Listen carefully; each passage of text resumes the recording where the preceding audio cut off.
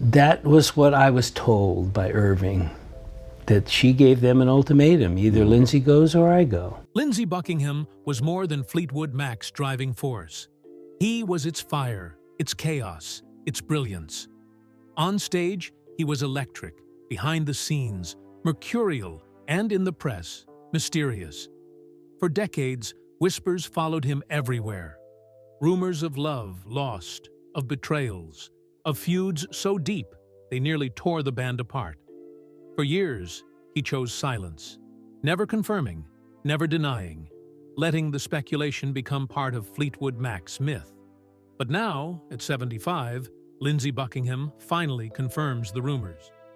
And what he admits doesn't just validate the whispers, it shakes the foundation of everything fans thought they knew about the band. The music and the people behind it. What truth did he finally decide could no longer stay hidden? Stay with us as we find out. From the moment Lindsey Buckingham walked into Fleetwood Mac's world in 1974, everything changed. Until then, the band had been a revolving door of talent, a respected blues rock group still searching for an identity that could carry them beyond cult status. They had hits, yes, but they lacked cohesion, an unmistakable sound that could define them in a crowded and ever-evolving music scene. Lindsey, along with Stevie Nicks, provided that missing spark. His arrival didn't just add a new guitarist, it rewired the band's DNA. Lindsey's presence was magnetic. With his restless creativity and razor-sharp instincts, he began molding Fleetwood Mac into something unrecognizable from its earlier self. He had the rare ability to hear not only what a song was, but what it could be, reshaping arrangements and production until they glittered with ambition. His guitar wasn't just an instrument, it was a weapon, an extension of his will, a voice that could whisper with delicate beauty or slash through the mix like a blade. When Lindsey played, people listened, not just because of the technical skill, but because of the sheer force of personality behind every note. Fans recognized the brilliance instantly. They heard it in the fragile, intricate finger-picking of Never Going Back Again, a song so delicate it seemed to float in the air. They felt it in the raw, unfiltered bite of Go Your Own Way, where his anger and heartbreak spilled out in every strum. And they were swept away by the sprawling ambition of Tusk, an album that baffled critics at first, but later became a blueprint for how far pop rock could be pushed without breaking. Lindsey's fingerprints were everywhere, his creative energy seeping into every chord progression, every harmony, every unconventional studio experiment. He wasn't merely another member of Fleetwood Mac. He was the architect. The band became his canvas, and with every brush stroke, he painted something daring, chaotic, and unforgettable. Without him, the albums might have played it safe. Pleasant, predictable records that sold well enough but never shook the earth. With him, Fleetwood Mac created music that could be tender one moment and ferocious the next. Songs that mirrored the highs and lows of human relationships with brutal honesty. But genius always comes at a price. Behind the studio doors, Lindsey's brilliance revealed its darker side. He was obsessive, demanding, and often ruthless in pursuit of perfection.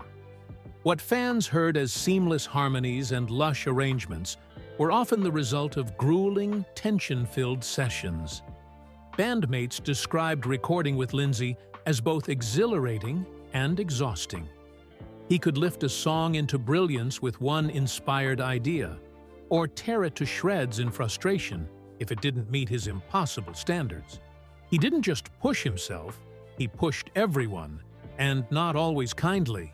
Stevie Nicks, his former lover and eternal creative foil, knew this side of Lindsey better than anyone. Their chemistry was legendary, but it was also combustible. Lindsey wasn't afraid to challenge her, even when the wounds of their breakup were still fresh. He demanded more from her vocals, her lyrics, her very presence, often clashing with the woman whose voice gave soul to so many of his compositions. To outsiders, their duets sounded heavenly. To those in the studio, they were often born of tension, of two people battling as much as they blended.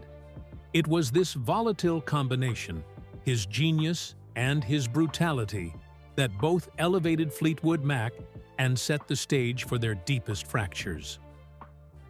Lindsey's vision built the foundation for their greatest successes, but it also lit the fuse for years of conflict. The band may have owed him their reinvention, but they also bore the scars of his relentless drive. Because behind every masterpiece, behind every shimmering harmony and soaring chorus, there was a darker truth. Lindsey Buckingham was not just the architect of Fleetwood Mac's sound. He was also the architect of their chaos. And as the world would eventually learn, the brilliance that made him indispensable was inseparable from the turmoil that nearly tore the band apart. When Fleetwood Mac began recording Rumours in 1976, the band was already coming apart at the seams. What should have been the height of their success quickly unraveled into something darker, a twisted tapestry of broken hearts, frayed tempers, and volatile ambition. Lindsey Buckingham and Stevie Nicks had just watched their romance collapse in flames. Christine and John McVie were bitterly divorcing after years of partnership, and Mick Fleetwood's own marriage was crumbling before his eyes. It wasn't just that the band members were writing an album. They were trapped inside a storm of betrayal, resentment, and desire. For Lindsey, every chord he struck was sharpened by heartbreak. Every lyric, a veiled confession or a blatant accusation. His songs became weapons, coded messages carved into melody and harmony, aimed squarely at Stevie. Go Your Own Way wasn't just a hit single.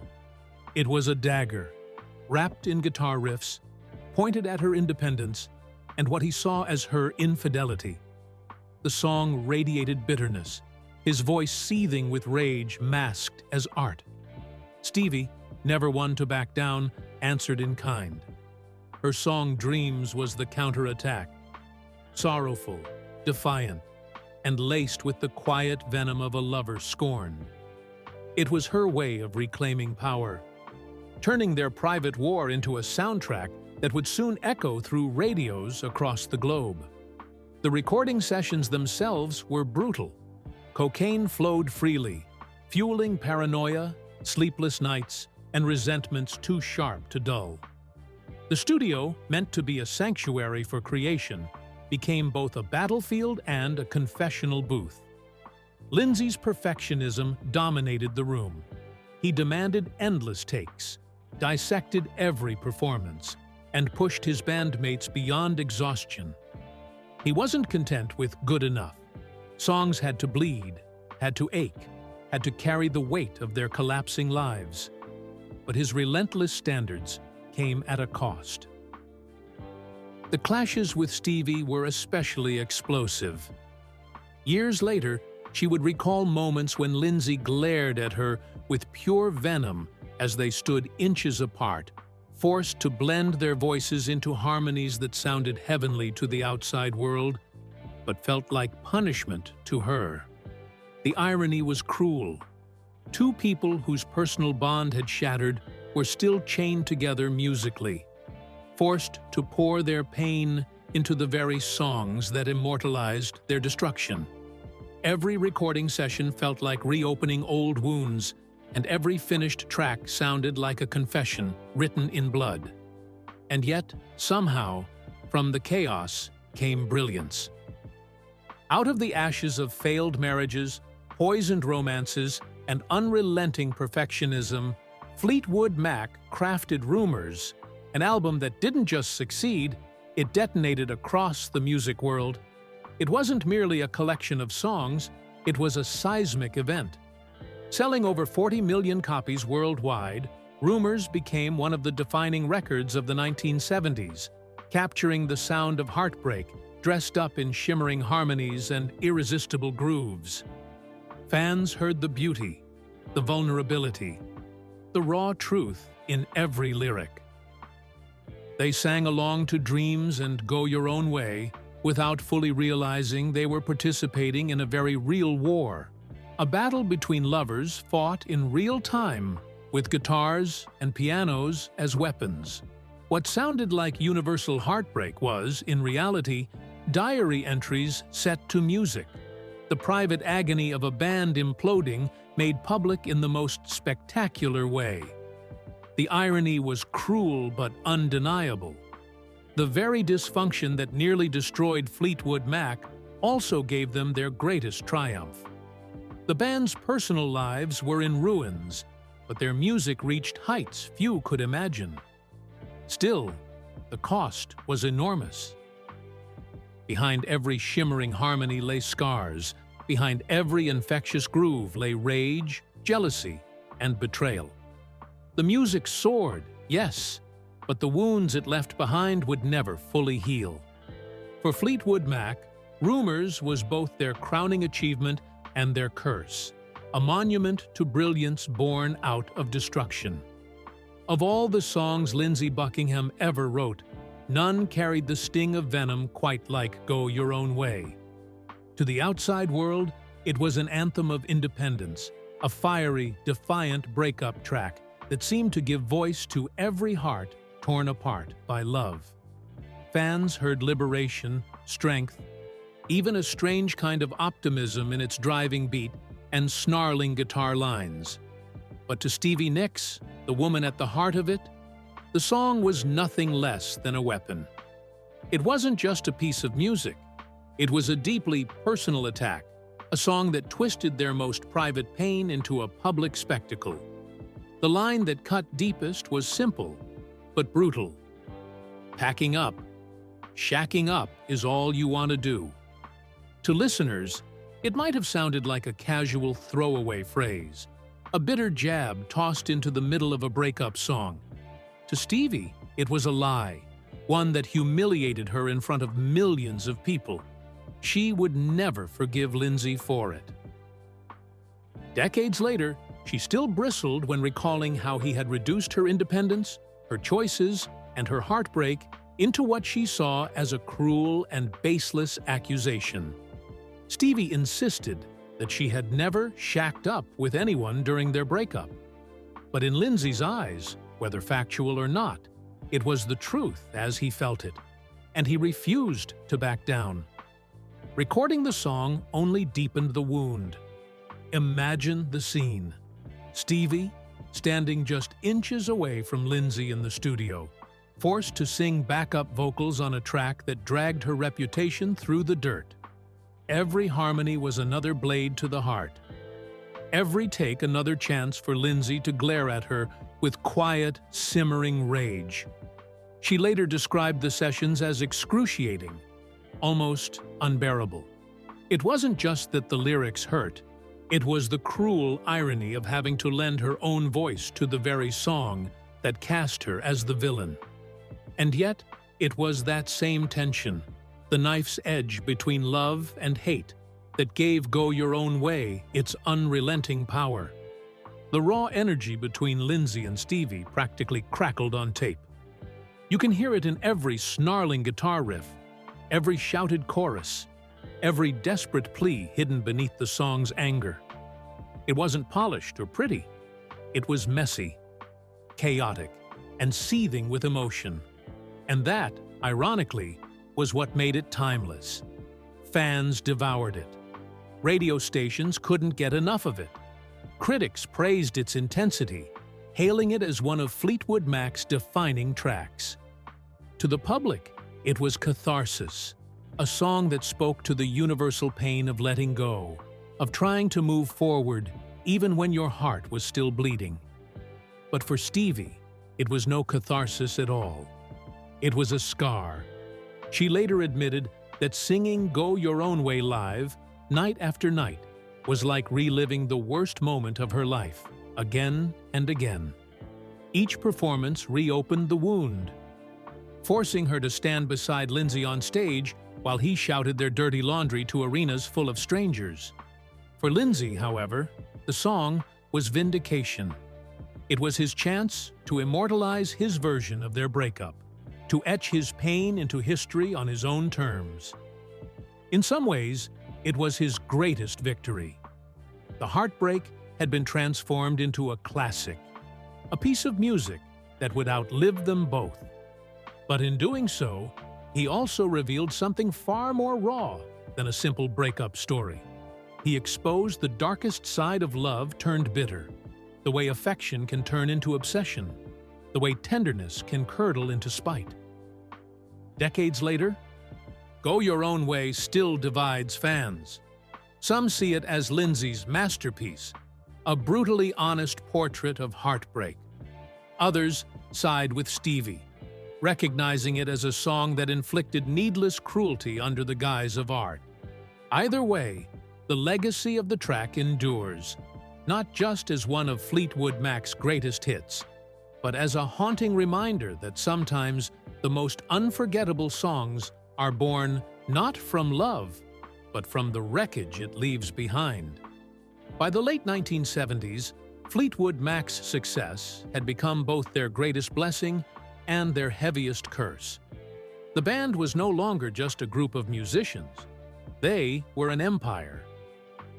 Every album was expected to outsell the last, every single scrutinized by both critics and fans with microscopic intensity. Their tours filled stadiums, their faces graced magazine covers, and their lives became the stuff of legend. But with every milestone they achieved, the weight of expectation grew unbearable. Instead of uniting them, that pressure only intensified the fractures that were already tearing the band apart from within.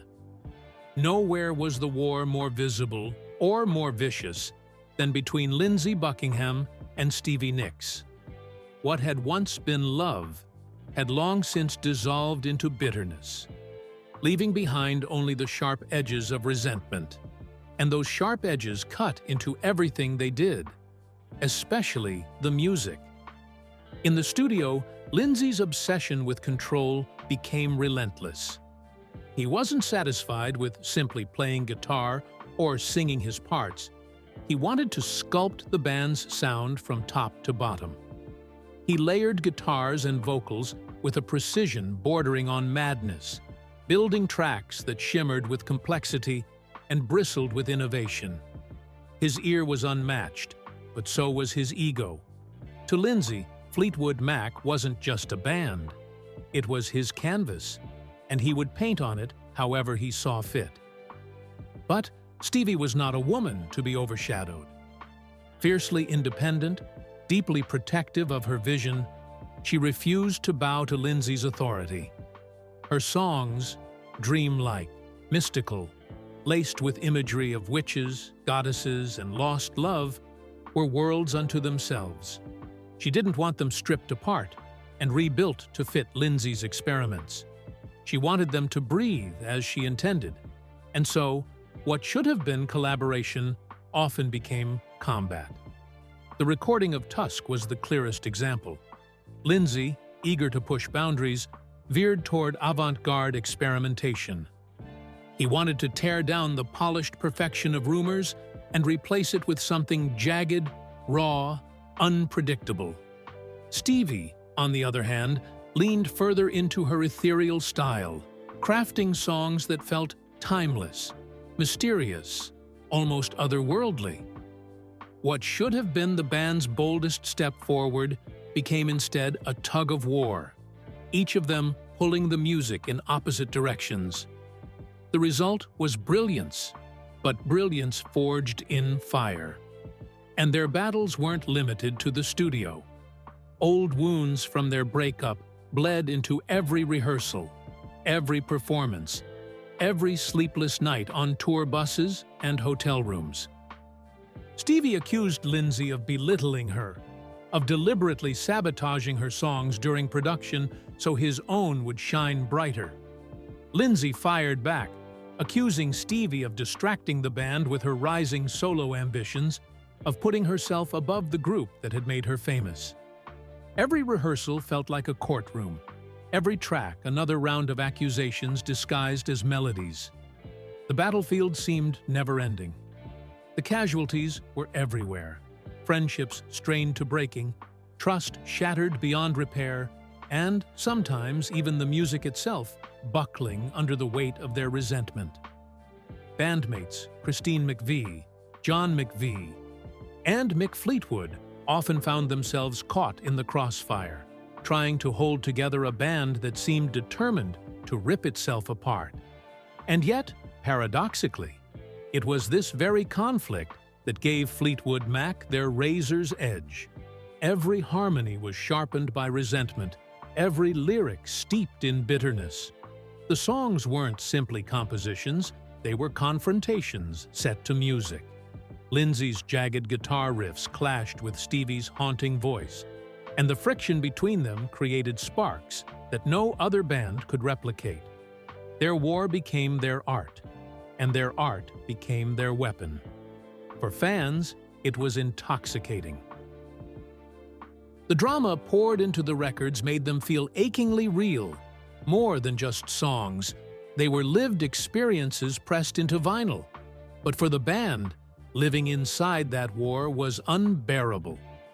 What the audience celebrated as genius felt to them like a prison, a cage where love and hate blurred until no one could tell the difference anymore. Fleetwood Mac had reached the pinnacle of success, but at a cost no one could truly see.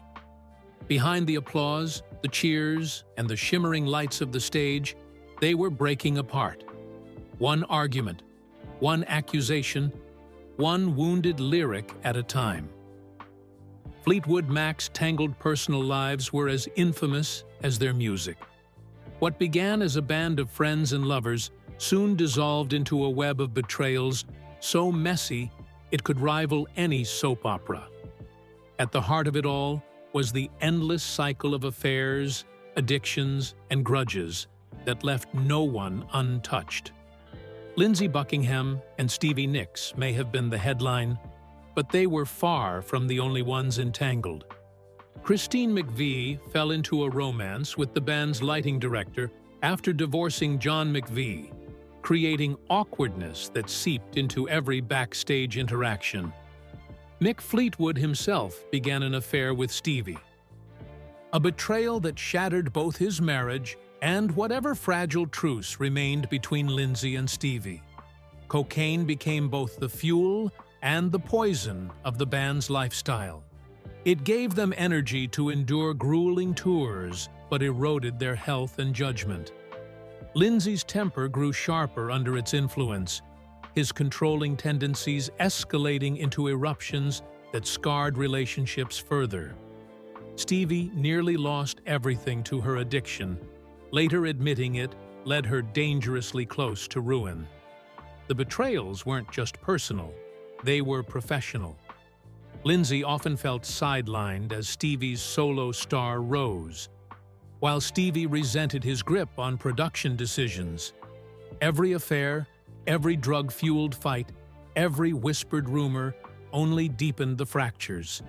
For fans, the chaos was invisible, hidden behind the polished harmonies of their records. But inside Fleetwood Mac, it was a storm without end. And Lindsey was right in the center of it, both victim and instigator, genius and destroyer. Fleetwood Mac shouldn't have survived. By all accounts, the betrayals, addictions, and endless infighting should have ended them long before their legend was written. And yet, against all odds, the chaos didn't kill the band. It fueled it. Their greatest albums were born out of turmoil. Rumours, a chronicle of heartbreak and resentment, became one of the best-selling albums in history. Tusk, though controversial, showcased Lindsey's daring ambition and cemented the band's reputation as fearless innovators. Even when members could barely look each other in the eye, they still managed to create music that spoke to millions. The irony was staggering. The very dysfunction that tore them apart also kept them alive in the public imagination. Fans weren't just buying records, they were buying into the drama, the raw honesty that dripped from every lyric. Fleetwood Mac wasn't just a band. They were a living, breathing soap opera, and their music was the soundtrack of their own destruction. For Lindsey Buckingham, it was both triumph and tragedy. His genius shaped their sound, but his battles, personal and professional, left scars that never healed. Fleetwood Mac became the band that thrived on chaos, and Lindsey became the man who proved that sometimes brilliance and destruction are inseparable. By the 1980s, Stevie Nicks and Lindsey Buckingham's relationship had calcified into something darker than heartbreak. What once inspired their greatest songs had curdled into open hostility, visible not only in the studio, but also on stage. Fans who came for the music often left with the sense they'd witnessed a battle disguised as a performance. The breaking point came during the recording of Tango in the Night. Lindsey, as producer, pushed the band through grueling sessions, demanding precision that left tempers raw. Stevie, struggling with addiction and exhausted from her solo success, clashed with him at every turn. What had once been creative tension became unbearable animosity. By 1987, it was over. Lindsey quit Fleetwood Mac in a storm of accusations and bitterness. Officially, he said it was about the band's dysfunction. Unofficially, it was about Stevie. The years of betrayal, humiliation, and resentment had finally caught up. Stevie herself later admitted their last fight was so volatile that it left her shaken for decades. The split wasn't clean. Their names were still intertwined in every interview, every retrospective, every fan conversation. For Lindsey, leaving Fleetwood Mac was like leaving a piece of himself behind.